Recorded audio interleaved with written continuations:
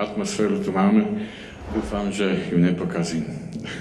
Ja mám troška ináč poňatú tento môj príspevok.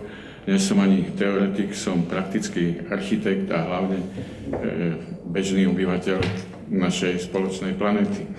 Takže budem prelínať niektoré impresie obecné s výsledkami a postrehmi architekta na reálnom diele.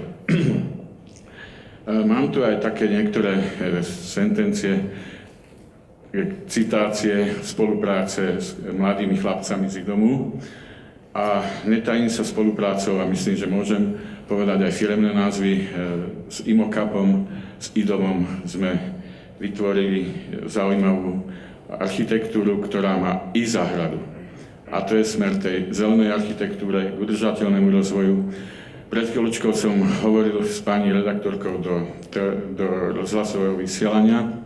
Je vraj záujem o našu konferenciu aj v širokom pléne a myslím, že tie závery, ktoré tu nás vzniknú, alebo preto aj svoj príspevok chcem hovoriť aj o svojich takých postrehoch, by sa mali dostať aj von, lebo mnohým z nás sú tie teoretické východiska jasné, praktické uplatnenie nevyhnutné, ale myslím, že nie je to len vec architektov alebo tohto pléna.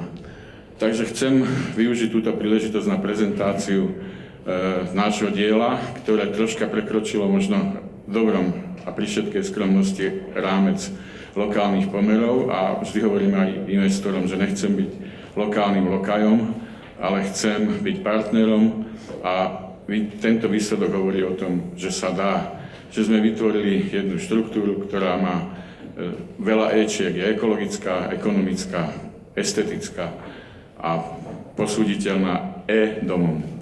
Takže môj ateliér, ktorého zamestnanci sú tu aj prítomní, je to veľký kolektív ľudí, ktorí sa podielajú, ako hovoril môj predrečník, je to tímová práca. Takže začíname. Moje úvahy smerujú k zelenej architektúre. Zrejme nie je možné žiť len v nejakej selanke, aj keď zábery sú to pekné.